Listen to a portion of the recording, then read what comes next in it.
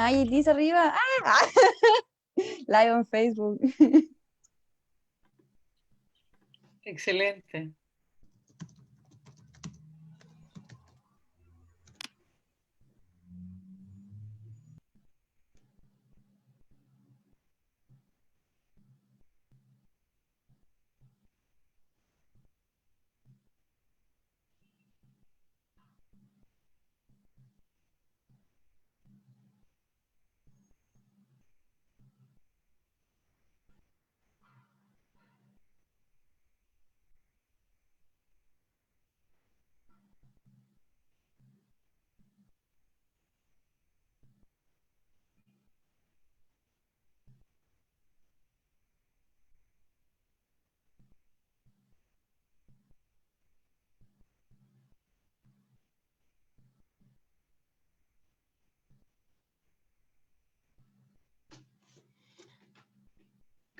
Ok, comenzamos entonces. Buenas tardes a todos y a todas. Habla Ángelo Castrucho, coordinador general de las prácticas profesionales del Departamento de Geología. Hoy día vamos a tener nuestro segundo taller previo podríamos decir, la temporada de prácticas que toca este verano. En el día de hoy tenemos como invitados que nos van a dar este taller a Sebastián Guerrero y a Pablo Ramírez del equipo de Ethics de la Universidad de Chile. Y este taller entonces corresponde al tema de la ética profesional, que no solamente se puede aplicar a lo que es el aspecto de las prácticas profesionales, ¿verdad? Nos puede servir para todos los aspectos del desarrollo de nuestra profesión. Así que, sin más, voy a dar la palabra entonces a Sebastián y a Pablo para que puedan comenzar con el taller. Muchas gracias, Ángelo, también por la invitación. Con Sebastián hemos preparado un taller, ¿no es cierto?, o hemos adecuado un taller para geología, que hemos realizado otras veces con estudiantes, ¿no es cierto?, de otros departamentos. O que sabemos que un taller es como una manera de una presentación, ¿no es cierto?, de la dimensión ética, en particular en las prácticas profesionales. Así que comencemos nomás. Dele, Sebastián. Ya puedo empezar. Bueno, como le comentaba Pablo, este taller está orientado para empezar a reflexionar, incorporar el tema de los aspectos éticos del compromiso de la competencia ética para las prácticas profesionales de geología, tanto en la 1 para la 2. Como una breve agenda de lo que vamos a ver hoy día, en primer lugar vamos a tratar de responder una pregunta que para algunos puede sonar trivial, pero para otros no, sobre, por un lado, qué es la ética y también qué relación tiene o por qué nos tiene que hacer sentido hablar de ética en la formación profesional, en particular de los geólogos. Luego vamos a ver qué aspectos éticos se incorporan o hay que considerar en una práctica profesional como la que van a realizar ustedes en el verano. Y vamos a ver algunos ejemplos concretos para poder discutir, y ahí en el streaming de Facebook nos pueden dar algunos comentarios o irnos comentando algunas ideas que tengan.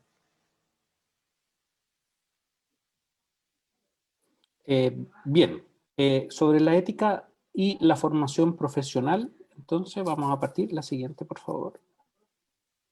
¿Qué es la ética? Miren, hay distintas maneras de definir ética, pero hay un cierto consenso, en particular en una disciplina, una subdisciplina que se llama ética profesional, acerca de esto que les vamos a comentar ahora, ¿no? La ética no es algo que solo dice qué hay que hacer y qué es lo que no hay que hacer, como que otros nos digan qué es lo que hay que hacer o no, sino que tiene que ver con una reflexión personal, ¿no es cierto?, que podemos realizar y que deberíamos realizar permanentemente, con la finalidad de orientar y fundamentar las decisiones o las decisiones que tomamos y las acciones que realizamos, ¿no?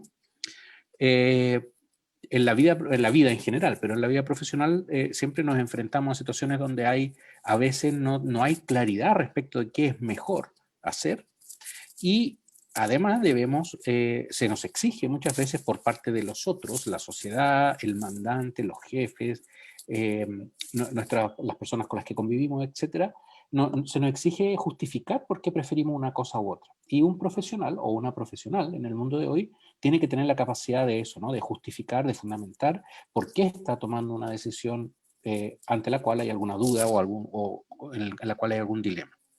Y ello ocurre, en el caso de las decisiones éticas, siempre bajo un esquema moral de la responsabilidad. Ese es el gran principio de la ética, o uno de los grandes principios de la ética profesional. Vamos a hablar de eso un poquito más adelante, ¿vale?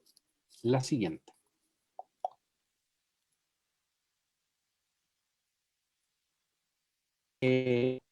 Ustedes pudieran, seguramente ya lo hacen, todas las personas lo hacen de alguna manera, pero que pudieran seguir desarrollando es el discernimiento ético, esa capacidad, ¿no es cierto?, de tomar decisiones reflexivamente según ciertos esquemas morales, ¿no?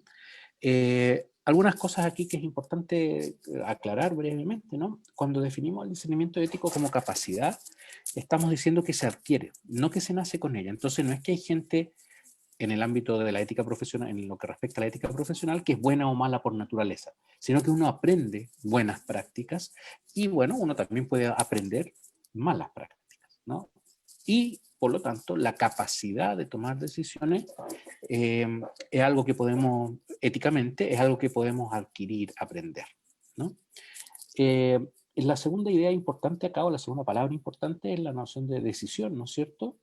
Ello implica que un profesional tiene cierta discrecionalidad cuando se enfrenta a situaciones en las cuales hay alternativas, ¿no? Ojo, aquí hay algo importante.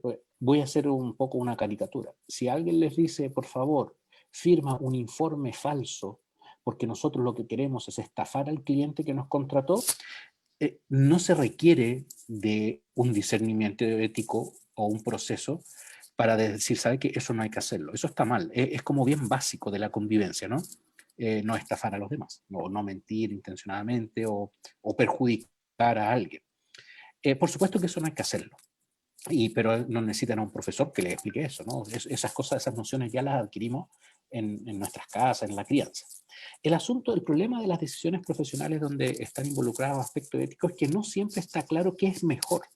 Entonces, por eso nosotros, haciendo un poco un juego de palabras, decimos que no se trata de elegir entre lo bueno y lo malo, sino entre lo bueno y lo mejor, ¿no? Entonces, a veces no sabemos qué es mejor o qué hace menos daño. No sé, pues cuando uno realiza alguna acción profesional, daño puede ser para el medio ambiente, para las personas, para los clientes, en fin, para un montón de actores que participan de la vida profesional, ¿no es cierto? Entonces las decisiones tienen que ver con cuando hay dudas realmente sobre qué será mejor hacer o no hacer en una situación dada, ¿vale? Y bueno, el tercer aspecto, ¿no es cierto?, es la reflexividad. Es importante que mediante ella, que es una capacidad que tenemos los seres humanos, podamos visualizar o explicitar, ¿no es cierto?, la diversidad de dimensiones que tiene y la complejidad y diversidad de dimensiones que tiene una decisión.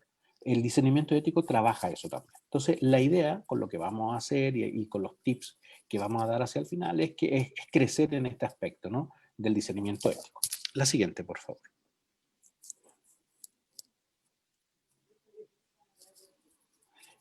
Hay 4 etapas del discernimiento. Si quieres las pone todas, Sebastián, de una vez. Solo para que tengan el esquema. Esto después queda grabado, ¿no es cierto? Ustedes pueden acceder a ella. Primero se trata de ver, luego de comprender, ¿no es cierto? Ver significa como delimitar, ¿no es cierto? Describir rigurosamente la realidad o la situación en las que están, que tienen que tomar una decisión. Esa decisión puede ser muy compleja o puede ser bastante simple. El asunto es que tenemos que delimitarla. Esto va a ser importante porque también tiene que ver con la delimitación, por ejemplo, de las responsabilidades personales que hay y profesionales en la toma de decisiones. Luego tenemos que comprender cuál es el problema que hay. Y eso exige no solo comprender técnicamente un problema que es técnico o científico, sino que también conocer otras situaciones donde se han ocurrido eventos similares, ¿no? Que eso lo aprendemos de los profesores en la universidad eventualmente. En la práctica profesional es un espacio justamente para conocer la realidad, ¿no? Una vez que hemos realizado esas dos cosas, luego identificamos, y esto es muy importante, las implicancias éticas. ¿Cuáles son los temas éticos involucrados acá que son dilemáticos o problemáticos, ¿no? y simultáneamente en la identificación de esas implicancias éticas, identificar también cuáles son los valores que están en juego acá. Con los ejemplos concretos que vamos a dar al final esperamos aclarar esto en situaciones más reales. Y finalmente, todo lo anterior solo tiene sentido en el discernimiento ético si es que llegamos a actuar, ¿no es cierto?, efectivamente a tomar una decisión responsable, ¿no es cierto?, considerando los límites de dónde empieza y hasta dónde termina mi responsabilidad y eventualmente, de manera posterior, evaluar eso, ¿no? Eventualmente uno puede tomar decisiones, hacer todo el discernimiento y aún así equivocarse, no es garantía porque la ética no es esto no es un algoritmo infalible, ¿no? Esto es una dinámica reflexiva que las personas pueden ir desarrollando constantemente en su vida. La siguiente, por favor. Sí. Dijimos que había ciertos principios morales que nos dan como la base profesional y de la formación que van a ser los criterios éticos, digamos, que vamos a usar para hacer el discernimiento y tomar decisiones.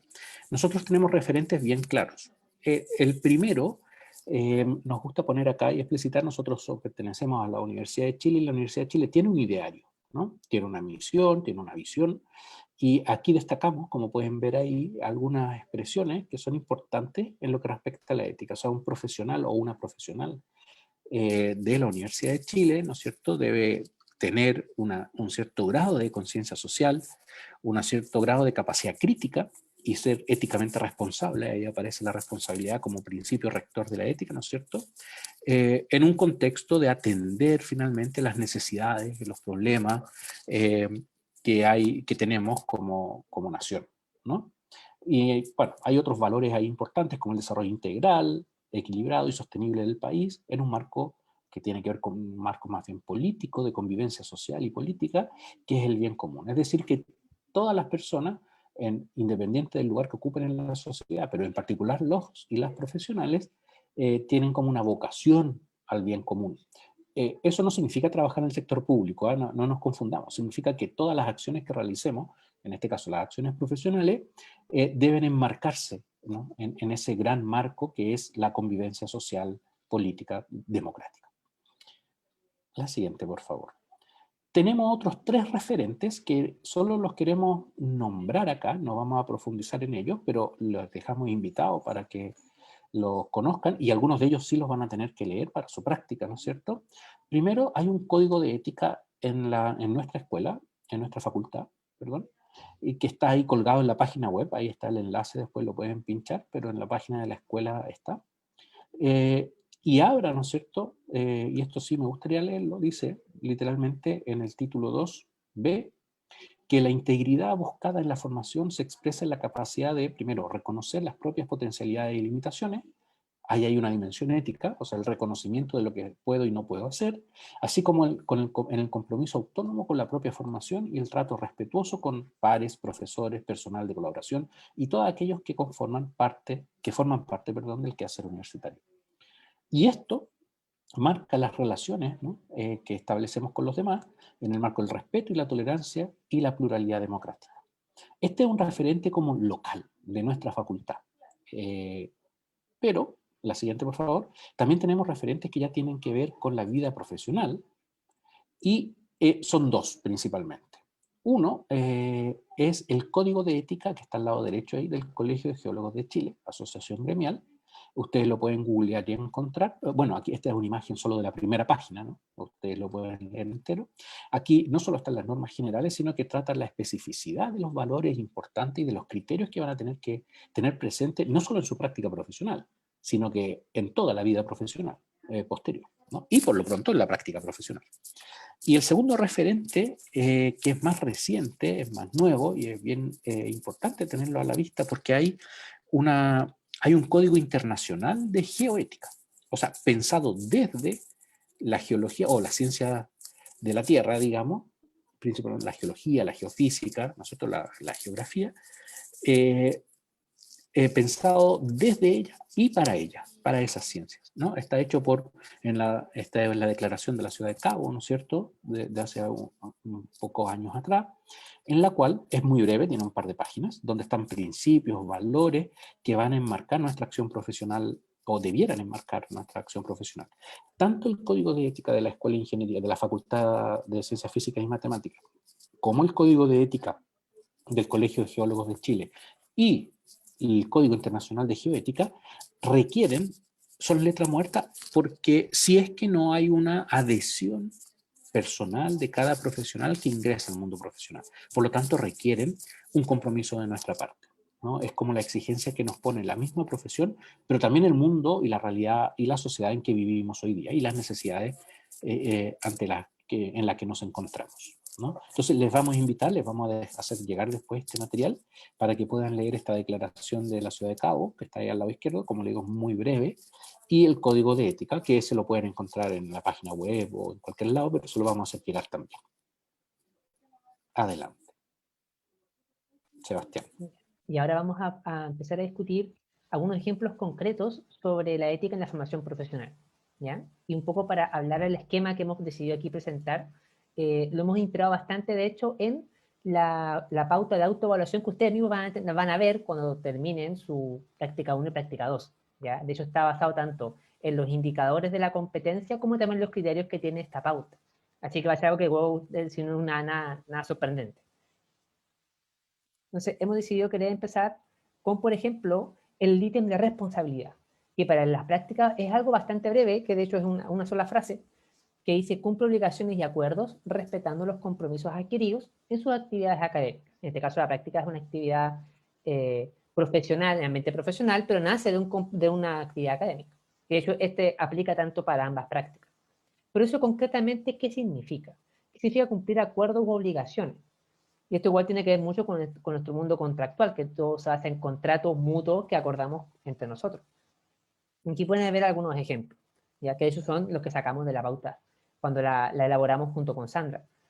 Por ejemplo, dice: cumplir con compromisos de acuerdo adquiridos respecto a algo tan simple, por ejemplo, banal como la asistencia y la puntualidad, que puede sonar algo simple, pero nace también de ese contrato que firmamos nosotros, que vamos a hacer la práctica uno de ustedes, con el empleador. Otros aspectos que pueden ser muy, muy importantes, especialmente si van a realizar labores, por un lado, en terreno, como también si es en modo teletrabajo, o sea, desde la casa, analizando algún tipo de muestra, algún tipo de datos, que tiene que ver con la seguridad, por ejemplo, que también nace de la parte contractual. Por ejemplo, por un lado, la vestimenta e implementos de seguridad asociados. Y piensen, por ejemplo, esto en un terreno súper importante, evita accidentes que pueden llegar a ser mortales, por ejemplo. O también, por ejemplo, en el teletrabajo, que vamos a decir que es menos mortal, pero también hay normas de seguridad o implementos que tenemos que incorporar, ¿ya? Especialmente en nuestro espacio de trabajo, especialmente que vamos a estar muchas horas sentados frente a un computador, sacando datos, haciendo estadísticas. Y también, por ejemplo, cumplir con procedimientos y normas de seguridad, ¿ya? ¿A qué nos referimos con eso? Por ejemplo, no es lo mismo en una empresa la norma de seguridad en la oficina que en el terreno, ¿ya? O por ejemplo, en la casa, en el espacio que van a usar para trabajar, que va a ser su silla, una mesa, versus, no sé, su cuarto, que es distinto lo que tengo que tener, ¿ya? Y que a veces son muy importantes. Y todo esto aparte nace también de una parte que no solamente busca reparar contratos, sino la seguridad e integridad de cada uno. Y que algo que aparte tenemos que ser activamente dándonos cuenta de esto, porque probablemente en la práctica no vamos a tener un supervisor ahí estando frente a nosotros diciéndonos: oye, no puedes hacer esto, oye, no te pusiste el chaleco, te faltan los lentes, el casco. Si nosotros mismos tenemos que darnos cuenta, porque el accidente nos va a pasar a nosotros. Aquí, como les comentaba anteriormente también, si tienen algún comentario o alguna idea respecto a estos temas, nos pueden comentar por el streaming de Facebook o aquí mismo en el Zoom, ¿ya? Por ejemplo, si alguno tenga dudas, por ejemplo, ¿cómo llevo esto al teletrabajo? Especialmente que algunas de las prácticas, por lo que subimos, van a ser también asociadas a labores de la universidad. Pero ahí, por ejemplo, otro aspecto importante, también hablando, por ejemplo, de la responsabilidad, es que a pesar de que uno realice una práctica profesional en la universidad, que a veces sucede, uno ya no está ahí con el rol y traje de estudiante. Uno ya está ahí con el rol y traje de un profesional, de un geólogo. Por lo cual las responsabilidades son otras y mis alcances de misiones son otras. Otro aspecto importante que se puede llegar a trabajar es, por ejemplo, el tema de la honestidad, ¿ya? Por ejemplo, uno de los aspectos, de hecho esto nace, como comentaba, de los indicadores de la competencia, es el tema de la planificación del trabajo, ¿ya? Y ojo que una de las partes que también mencionaba Pablo anteriormente dice basándose en sus capacidades, ¿ya? Y eso igual es un aspecto relevante, especialmente en el ámbito profesional, que tenemos que conocer qué cosas podemos hacer y qué cosas no. Especialmente en la práctica, que la 1 y la 2 van a tener diferencias de un punto de vista conceptual de las herramientas que pueden llegar a utilizar y datos que pueden llegar a interpretar. Y también, hoy día puede sonar también un poco obvio, pero también es muy importante el tema de no incurrir en el plagio, la copia o suplantación de identidad, ¿ya? Que a veces aquí puede sonar como muy obvio que no, pero por ejemplo, si están en la planta, quien saca los datos es quien sacó, por ejemplo, ustedes sacaron los datos que están trabajando o los sacó otra persona. Tengo que declarar, por ejemplo, si otra persona sacó esos datos, por ejemplo. Cosas así, tan detalles tan pequeños, pero que en el ámbito profesional son súper importantes. También, por ejemplo, la comunicarnos de manera veraz, ¿ya? Y aquí en el ejemplo vamos a ver a qué nos referimos con eso, ¿ya? Porque por un lado, por ejemplo, tiene que ver con actuar con honestidad en los trabajos y tareas que realizamos, por ejemplo, respetando la autoría, reflexionando cuando corresponda, y como les comentaba, por ejemplo, atribuyendo el mérito a quien lo tiene. Porque muchas veces en el trabajo profesional no todo es escribir el informe final, sino que el día a día vamos a trabajar con mucha gente, colaborar con equipos, y los trabajos se dividen, se delegan. Y no siempre uno es el que hace las cosas, a veces te lo hizo tu compañero, otro compañero de práctica, o un operario que te ayuda a sacar algún dato.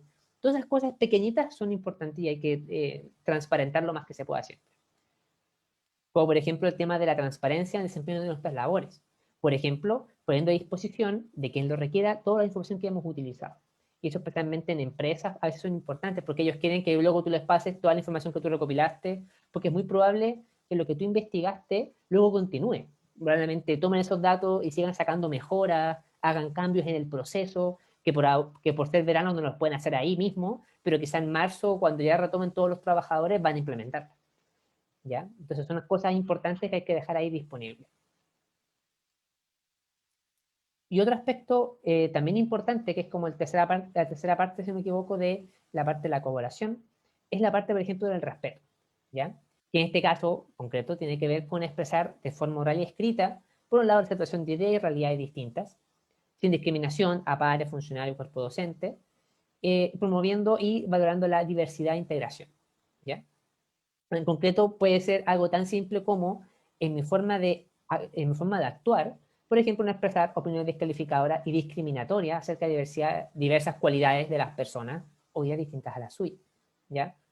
Especialmente a quienes puedan llegar a realizar su práctica en el ámbito más laboral de una empresa o un proyecto de ingeniería, se van a dar cuenta, por ejemplo, que la realidad que uno vive, podríamos decir todos los días, ahora virtualmente en la universidad, es muy distinta a la realidad laboral. Y ahí uno se va a dar cuenta a ciertos aspectos que uno piensa que claramente no hay que decirlo, pero en el mundo laboral uno los va a ver más común. Entonces uno tiene que ver cómo me afronto a ese mundo y me integro, porque ese es el mundo real, realmente. Nosotros vivimos acá en la burbuja de la universidad. Y también, por ejemplo, en la comunicación verbal y no verbal, que están todas nuestras actitudes, nuestras posturas, que a veces se nos pasan sin querer, aceptar e integrar realidades distintas a las nuestras. Ya, por ejemplo, alguien que puede estar de desacuerdo no solamente con una idea, podríamos decir, cultural o política, sino ideas de datos, así de un cálculo. Oye, yo hice este cálculo con este método, me dio esto, por lo cual yo creo que esto no está correcto. Pero yo hice el cálculo con este otro método y me dio esto otro. Y ahí, por ejemplo, tenemos una diferencia que también hay que zanjar. Y en este caso es técnica la diferencia. Entonces son cosas que tenemos que ir tomando en cuenta. ¿Ya? Aquí voy a hacer una pequeña pausa, no sé si alguno de los que están actualmente viendo acá el taller tenga algún comentario, algo que a ustedes se les ocurra o se imaginen en la práctica que les puede llegar a pasar y no sabrían bien cómo proceder, por ejemplo. Como decía Pablo, las cosas obvias son las más fáciles, pero las cosas que son dos de colores muy iguales, no sabemos cuál es el mejor, esta la parte difícil. Aquí, por ejemplo, alguien en el chat nos comenta, Alexis, ¿cómo se puede apelar a la ética profesional o científica cuando se tiene una relación tan dispar en una práctica profesional? Por ejemplo, una empresa que te ordena no considerar datos para estudios de impacto ambiental. Esa es una parte compleja. porque de hecho muy compleja, porque si te das cuenta ahí hay muchas variables a considerar, ¿ya? Por ejemplo, como como te diste cuenta, por ejemplo, la veracidad de los datos. Soy consciente que esos datos quizás no son veraces o estoy omitiendo datos importantes. También las repercusiones de mi decisión. Finalmente, si yo decido omitirlos o decido ponerlos igual, ¿qué impacto va a tener? No solamente en el proyecto, sino también en la empresa, en mi persona, porque igual es un tema complejo. Y aquí, por ejemplo, lo que comentó Pablo del discernimiento ético es una herramienta que nos puede ayudar a decidir, a poder poner todo sobre la mesa, verlo en perspectiva y tratar de salir, tomar una decisión de ahí, porque hay que tomar una decisión. Sí, Sebastián, al respecto, justamente en la línea precisamente de lo que bien decía Sebastián, ahí, Alexis, hay un punto, hay un tópico en ética profesional que tiene se le llama voz de alerta. Primero tiene que ver con el lugar que usted cumple en una organización, que usted juega, perdón, en una organización. O sea, un estudiante en práctica o un geólogo en práctica, ¿no es cierto? Claro, no es el responsable final de un proceso. A él se le encargan ciertas tareas particulares, ¿no? Supervisado o supervisada por personas sobre las cuales recae esa responsabilidad. Si llegara a pasar algo así como lo que usted señala, ¿no es cierto?, de recibir una orden, usted debe dejar constancia formal escrita. Mira, yo presento este informe, lo puede decir de manera muy elegante, ¿no es cierto? Considero que es importante considerar estos otros datos para tener una comprensión más completa de lo que se me pide. No sé, estoy inventando un poco esa redacción. O sea, dejar constancia, usted dice, mire, yo sé que aquí faltan datos, quizás no puede decir, oye, a mí me dijeron que omitiera datos, pero dejar constancia de que usted considera que hay otros datos que son importantes a considerar. Eso, para un estudiante en práctica, con la delimitación de la responsabilidad que tiene, debiera, creo, en general, puede haber excepciones, ser suficiente para resguardar su responsabilidad. O sea, usted está dando voz de alerta. Ese era el tópico, ¿no es cierto? Respecto de que esto hay cosas aquí que deberían hacerse de otra manera. La responsabilidad no es suya. Lo que sí es responsable, lo que no puede hacer es hacerse, dicho coloquialmente, ¿no es cierto? Hacerse el loco, así como que, bueno, yo aquí me dijeron, ¿no? Porque llegar a pasar algo negativo, muchas veces, y aquí ya estoy inventando un caso porque no sé si ha ocurrido algo así en la realidad, podrían, no, bueno, es que el alumno fue Alexis el que se equivocó. Entonces le llega a usted, le repercute a usted algo de lo que usted no es responsable, ¿vale? Y como también Entonces, dice Pablo, eso. y como también dice Pablo, debo dejar constancia o voz de alerta de lo que está pasando, probablemente en el proceso de la evaluación ambiental, que es un proceso bastante largo y riguroso, eso se va a ver escrito y se va a ver en los informes técnicos. Entonces, eventualmente las autoridades que toman decisiones, disciernen, como dice Pablo, van viendo, oye, pero aquí en el informe pusieron X, pero aquí están poniendo que hacen falta con más datos, entonces sea más preciso, por ejemplo. Entonces, quizá le decir, oye, tienen que repetir estas muestras porque no es suficiente. Porque también vas a ser revisado por un técnico o un profesional que puede estar en el mismo cargo que tú tenga más, y te va a tener mucho más experiencia. Aquí se le dice muchas gracias por la respuesta, esperemos que no nos pase. Un comentario complementario, perdón, Sebastián, Pablo, para Alexis también. Es bien importante que en el informe él también exprese las limitaciones del trabajo que está haciendo, cuáles son los límites, cuál es el encargo.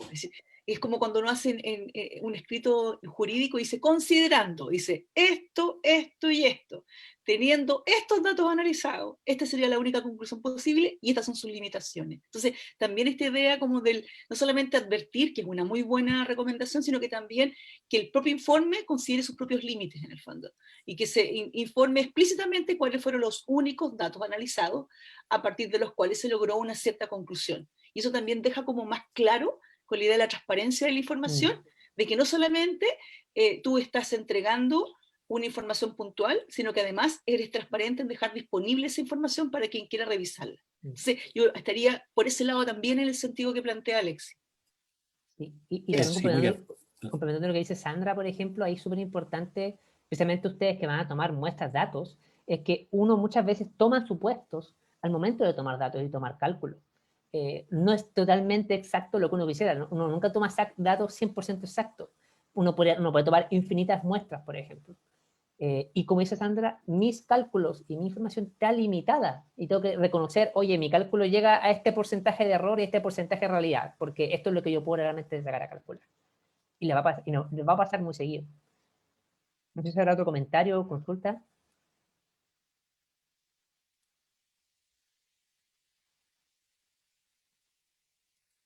¿Algún asistente o por un Facebook? Creo que en Facebook no hay nada. Perdón, otro tema es que lo que me piden, yo no lo sé hacer, que también es importante. Lo También. vimos el día que hicimos el taller de comunicación. Entonces, ojo con eso, que yo a lo mejor me están pidiendo algo para lo cual yo no soy competente, no tengo la capacidad para poder responder con prolijidad, con detalle, con precisión, porque no he tenido todavía la formación, porque a lo mejor estoy en la práctica número 1 y me están pidiendo algo que a lo mejor me habilitaría en una práctica número 2. Eso también es importante que lo deje claro el alumno y lo advierta cuando te recibe un pedido concreto, o sea, no hacer más allá de lo que él tiene capacidad para hacer. Sí, como comentando nuevamente a Sandra, por ejemplo, porque las decisiones que ustedes van a tomar, si en caso que ustedes no llegaran a saber sacar un cálculo bien, ese cálculo puede tener impacto en personas, en un proyecto, puede caerse algo, puede generar daño en trabajadores que quizá no usaron bien los equipos porque ustedes no usaron, no sé, una precisión de la máxima potencia de un equipo que se puede usar. Entonces tiene consecuencias. Entonces hay que ser, por eso la rigurosidad, la transparencia tiene que ver mucho con eso.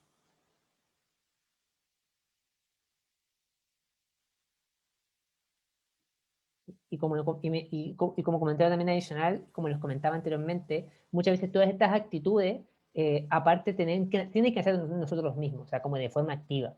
Porque no siempre va a estar el supervisor, tanto en una práctica como en un trabajo, no va a estar el supervisor 24/7 cerca de uno. A lo más va a tener una reunión semanal con uno, va a darle ciertos reportes de ciertos datos que sacaste. Entonces, quien tiene que estar alerta y atento a esas cosas es uno mismo. No tiene que esperar uno que llegue el supervisor, porque aparte no siempre él tiene el tiempo para estar con uno todo el tiempo también. Especialmente algunos que no sé, que puedan tener, por ejemplo, aparte de siempre en el mes de verano, hay periodos de vacaciones, tanto en los supervisores como en la jefatura, y ahí uno tiene que ser más activo, más preventivo por uno solo.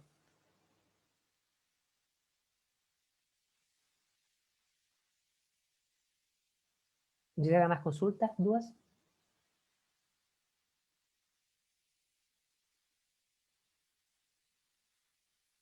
Entonces creo que podemos dar un cierre, Pablo, con algunas ideas centrales. No sé si quieres dar un cierre. Sí, o sea, muy brevemente, solo recordar que el tema de la ética tiene, por un lado, marcos dados por la tradición de la propia profesión, que quedan recogidos, por ejemplo, en el Código de Ética del Colegio de Geólogos.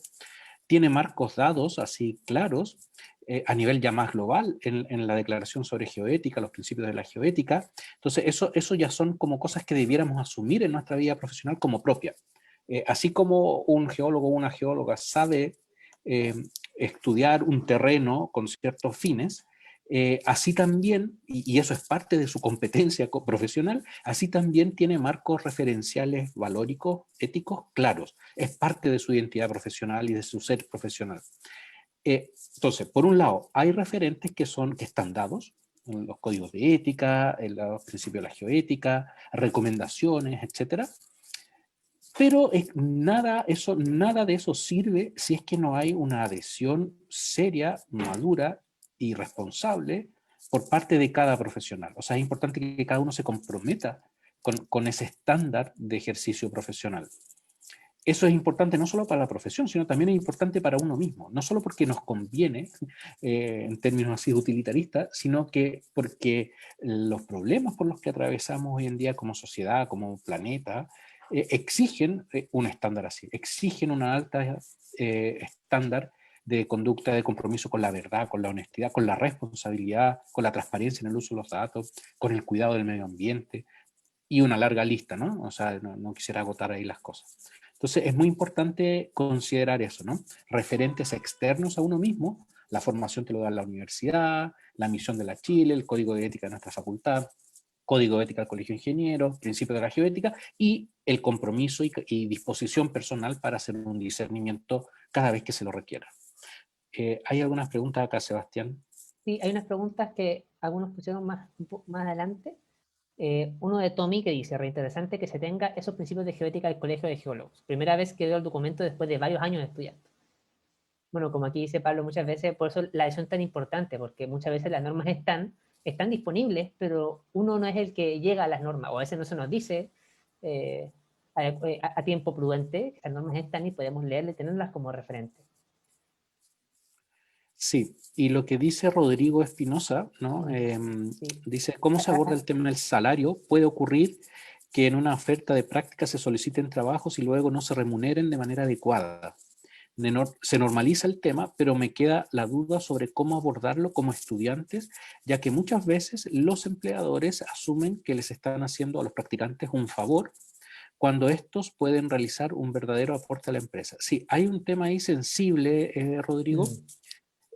Yo creo que por parte, digamos, en lo que nos toca a nosotros a la ética, un principio importante, así otro tópico, así como la voz de alerta, es una comunicación clara y una expresión clara de nuestras demandas desde el momento cero. En la práctica profesional ustedes no están solos, o sea, igual es una relación que hay entre el empleador y la universidad o el departamento de geología, no sé. Entonces, ahí también, o sea, ustedes no están así como solos en la vida, arréglensela en la selva, y no. Yo no sé en lo concreto si eso se negocia con la universidad, no sé bien, pero de todas maneras, de lo que uno puede hacer personalmente es desde un inicio plantear claramente la situación. Por otro lado, yo no sé si todas las prácticas se pagan siempre. Eso yo no, ahí no lo sé. Incluso en otras profesiones las prácticas no se pagan. O sea, de hecho es ganancia solo para el estudiante, se entiende así por lo menos. Yo no estoy diciendo que eso esté bien tampoco. Sí, bueno, complementando a Pablo ahí que se pegó un poco, como comentaba Pablo también, el tema como podemos decir que quizá en Chile a veces hace falta un poco de la cultura de la práctica. Como dice Pablo, aún existen áreas profesionales en las que las prácticas no se pagan, y naturalmente no se pagan. Pero ya de a poco las prácticas profesionales se están viendo como el aporte de un profesional en formación. O sea, efectivamente yo soy un profesional que me estoy formando y estoy entregando algo a la empresa como ella me está entregando algo a mí.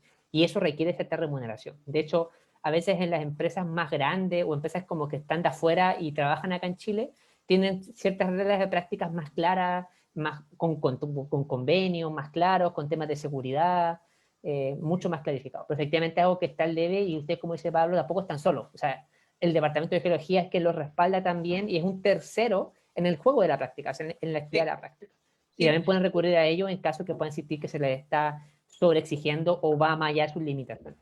Sí, Sebastián, qué buen comentario, porque efectivamente para ustedes, Ángelo es el coordinador de las prácticas. Entonces hay una responsabilidad también del equipo de geología, así que siéntanse ustedes también con la confianza en una vez detectado este abuso, que puede llamarse hasta ese nivel, también como denunciarlo, porque efectivamente nuestra idea es que sea una actividad formativa para ustedes, pero que sea también, que les permita a ustedes también desplegar las competencias del geólogo y no tener una especie de empleo escondido, en el fondo, una forma más económica de obtener trabajos y tareas que de otra forma saldrían más onerosas, ¿te fijas? En ese sentido yo creo que es importante, y eso me confirma Ángelo, que es el coordinador de las prácticas en geología, que también es importante la visión que ustedes tengan. Nosotros queremos que ustedes al final de sus prácticas también hagan una evaluación del lugar de práctica y si ustedes lo recomendarían como un lugar de práctica viable para siguientes alumnos, cosa que efectivamente esa experiencia, o sea, que no solamente ustedes son evaluados en la práctica por sus supervisores, sino que ustedes también pueden evaluar la práctica en el sentido de que ustedes mismos dicen, porque es una oportunidad para desplegar sus competencias como geólogo, y que es un lugar que además tiene garantías de seguridad y garantías también de generar un buen desempeño laboral en el fondo. Así que me parece muy interesante el comentario y habría que tener ese cuidado, porque esta es una actividad que está vinculada con la universidad. Ángelo, no sé si usted tiene algún comentario que hacer respecto del tema.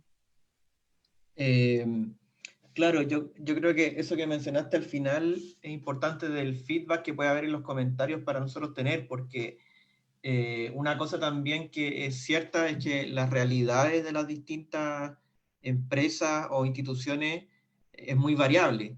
Entonces pueden haber desde empresas que pueden tener algunas remuneraciones que son más competitivas a otras que son básicamente como un saludo a la bandera, una formalidad, que es muy bajo.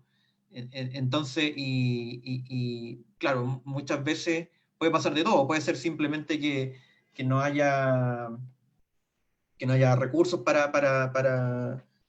se llama? Para pagar a un estudiante en práctica y básicamente lo están haciendo para poder ofrecer un cupo, o puede ser otra situación como lo que indica Rodrigo, de que se promete algo y en realidad lo que tienen que hacer es mucho más, de acuerdo a lo que se había comentado al principio. Entonces yo creo que hay que tener un poco también claro eso, que hay realidades distintas, que hay remuneraciones distintas, que a veces puede ser no remunerado. Entonces yo creo que lo importante es que la comunicación sea clara y precisa desde el comienzo, y que estén claras las condiciones y las reglas del juego desde el comienzo con la institución o empresa, para tener claro qué es lo que básicamente qué es lo que está yendo uno. Ahí vi igual que en el chat Rodrigo decía muchas gracias y que le había quedado más claro el tema. No sé si hay algún otro comentario final o alguna duda que tengan. Ya estamos justo en el cierre.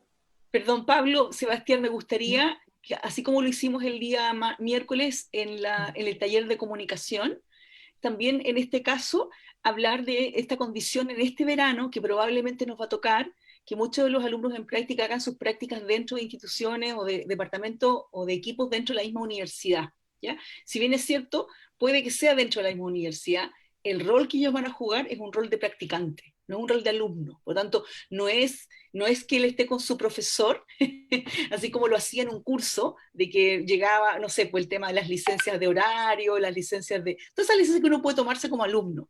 Es importante a lo mejor también entender que los componentes de responsabilidad, honestidad están en ese sentido asumiéndose como un rol, como tú mismo lo dijiste, Sebastián, como de autonomía en su desempeño. ¿Por qué? Porque si bien es cierto, es la universidad, en este caso es otro el rol, es una práctica profesional. Eso sería como bueno hacer ese matiz, porque en este año les va a tocar a los chiquillos Sí. de geología, en muchos casos hacen su práctica dentro de la universidad. Sí, Sí, de por hecho, favor. creo que le he comentado un poco cuando estaba con el tema de universidad, que de alguna manera, cuando uno está haciendo una práctica profesional, y digo, yo mi experiencia como ingeniero me tocó, uno ya no está ahí, podemos decir, con el traje del estudiante, sino como está con el traje de un geólogo, en este caso de un profesional, en el cual sobre ti pesan responsabilidades, la toma de decisiones, que de tus datos, a partir de tus datos van a tomar decisiones importantes. Y también las cosas como tan simples como el tema también del horario, de la vestimenta de seguridad, de la importancia de una falta, porque distinto una falta de un estudiante que uno sabe que puede llegar a fallar que la falta de un profesional. Porque un profesional, aunque esté en formación, no debe llegar a fallar, o fallar muy, muy poco, porque puede tener impacto distinto. Entonces, efectivamente, estamos como con un traje distinto, el traje como ya de profesional, a pesar de que nos falten 2 o 1 año, y va a ser importante eso también considerar. Y también el tema, como les comentaba anteriormente, de la autonomía, porque muchas veces, tanto en empresa como en la universidad, no siempre tu supervisor, que puede ser un profesor o un jefe de planta, no va a estar cerca tuyo todo el tiempo. Muchas veces es todo lo contrario, están lejos de ti, tienen otras responsabilidades, probablemente lo vas a ver una vez a la semana en alguna reunión que te va a pedir, o en hora de almuerzo. Entonces, son cosas como tú mismo tienes que ser activo en temas de responsabilidad, en temas de seguridad, en cada toma de decisiones, porque muy probablemente y exigidamente toda la vida profesional uno no tiene al jefe siempre arriba, todo lo contrario muchas veces.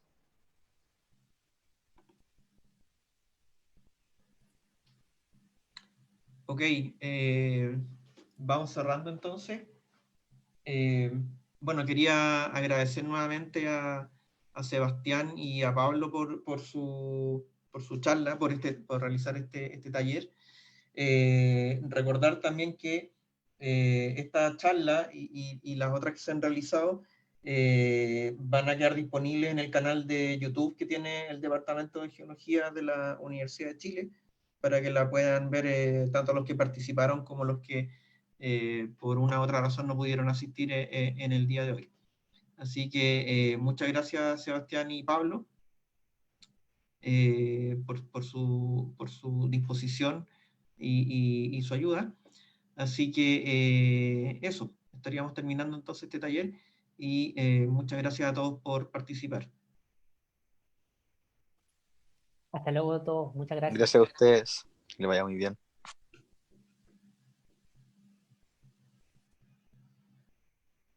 Hasta luego. Gracias, hasta luego. Ahora quería hacer una consulta.